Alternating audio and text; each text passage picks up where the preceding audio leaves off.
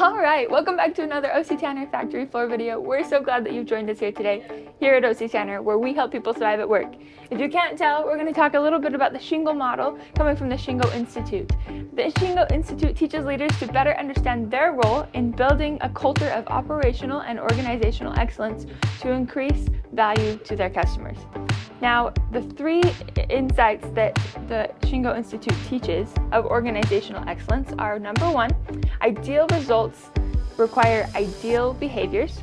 Number two, purpose and systems drive behavior. And number three, principles inform those ideal behaviors. So Amberly and I are both holding Shingo prizes. This is the latest Shingo prize that you can receive. And this is the Shingo prize that OC Tanner won back in 1999. Now, if you're interested in earning the Shingo prize, you have to apply, and Shingo examiners will come to your site and they'll evaluate whether you'll be able to receive this really cool award. In the Shingo model, there are principles that are divided into three dimensions: cultural enablers, continuous improvement, and enterprise alignment. What's great about that is today, Dave Siebert is going to talk about the cultural enablers and the principles that are tied to it, as you see here. Let's go to Dave. Okay, so I have Dave Siebert here. He is one of our vice presidents at OC Tanner, working for the supply chain. And we're going to be talking about the Shingo model today.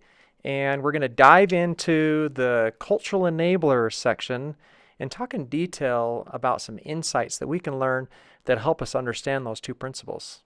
So maybe we should start with respect every individual. And that's one of the principles that you can see behind us here. Respect every individual in the cultural enablers part of the Shingo model.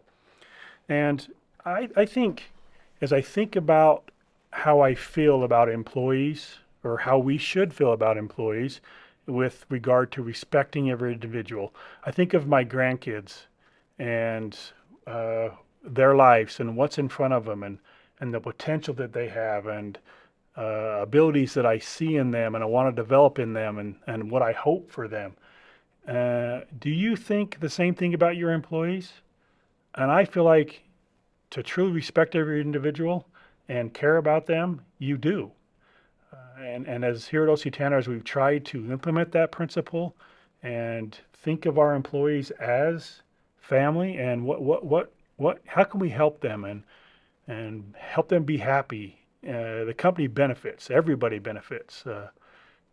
It's just been a wonderful experience to be able to do that. Yeah, I agree. I've really enjoyed the focus that we have on respecting every individual, and saying it over and over again. It reminds us that everyone has a role to play. We're all part of something special, and it doesn't really matter what you make. What matters is the people that you work with and what you're becoming as a person. Let's talk just for a minute about that a little bit more. Maybe as I think about your employees, what are their dreams or aspirations, or where do they want to be in life? And as their coach, as their leader, as their friend, how do you help them get there? How do you help them move forward to accomplish what they're capable of?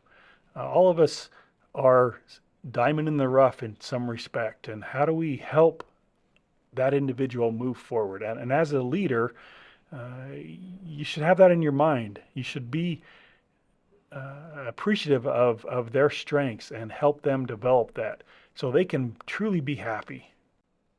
Yeah, and I really like that as I think about my role as a leader, and I can see the potential in my team members, but they can't see the potential in themselves every time.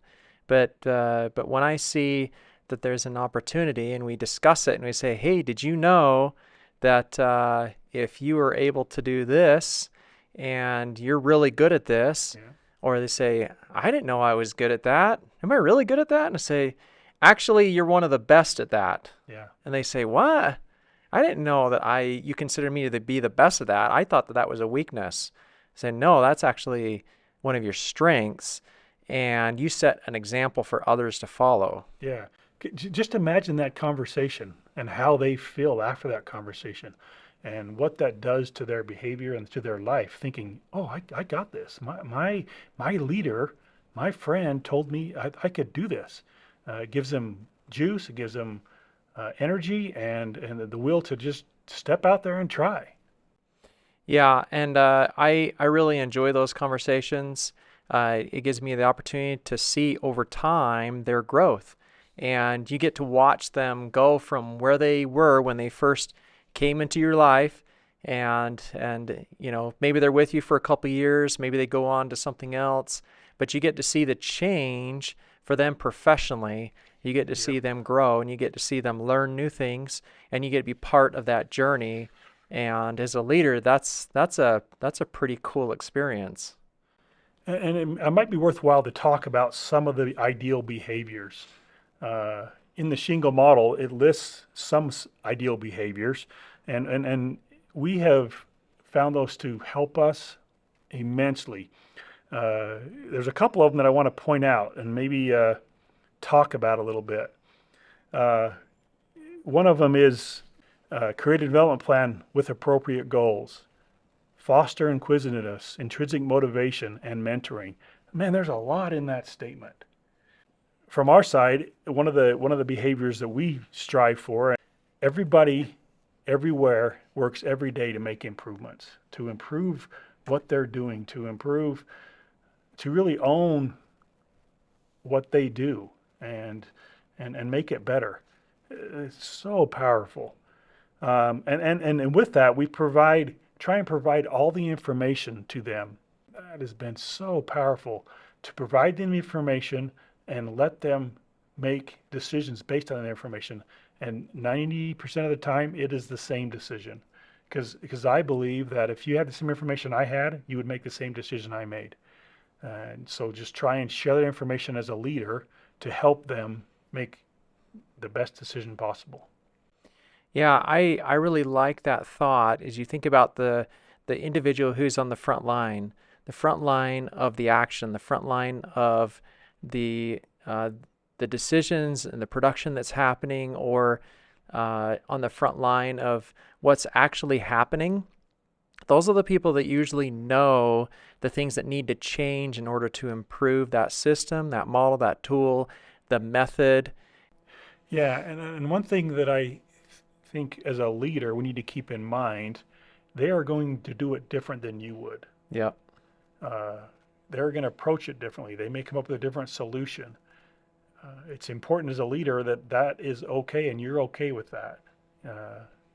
You can't be the smartest person in the room all the time. And that's allowing them to do that and allowing them to try something, and it may not work. As a leader, you should help them as they test or try things. And in my mind, I think about it as we're all in this boat together and we're floating, and poke holes in the boat, figure out how to move us forward. If the hole's below the water line and it's going to maybe sink the ship, let's just talk about it. So we can protect you, protect the customer, protect the company, and then go ahead and poke the hole. But we want to do that together. So in my mind, it's above the water line, just go. And you're going to do it different than I am, and that's okay. When we think about the application of continuous improvement is so powerful when it's done in small incremental changes every day, experimenting, trying something, getting some feedback, and then moving on and continually adding to that. If you try to plan all that out and make a big long list all in the beginning, and you're trying to set all these crazy requirements, a lot of times you'll discover that the requirements you've set, 40 to 50% of them, are going to have to change as soon as they're implemented. And that's along the lines of improvement kata. Let's try and experiment, and we learn from that experience. Based on that learning, let's take the next step. And what is the next right step forward, based on what I just learned. And so that's been a great tool for us to help as we respect every individual and let them learn and try things to help move the company forward. I think what I really like about the Shingo model is it's trying to create the right behavior and the right atmosphere for some of those improvements to take place where people are engaged in that process and that they're able to make improvements and feel like they own them. So if it's talking about continuous improvement, how can they help the enterprise and align with the enterprise and feel like they belong to the enterprise?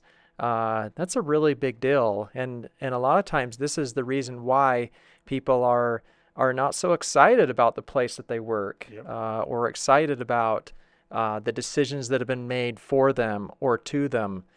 And if they feel like they have decisions to make, that they can influence the corporation in a positive way, they begin to love the organization. Okay, well, this has been a great conversation. Hope that this has helped you understand better these cultural enablers of respecting every individual and leading with humility. And to check out more, Shingo has a great workshop that they have available if you go check out their website. Thanks, Dave, for your time. Thank you, Josh. Okay, really loved the discussion today on the Shingo model. Dave had some great insights to add to the cultural enablers and the principles that you'll find in that Shingo model. Absolutely. Dave is such a well of knowledge. We're so grateful that he could join us today. If you want to learn more, please go to shingo.org and you can learn all about those principles that are found within the video that we talked about today. And always remember to like this video, go ahead and subscribe to our channel, and we hope to see you back for more lean processes.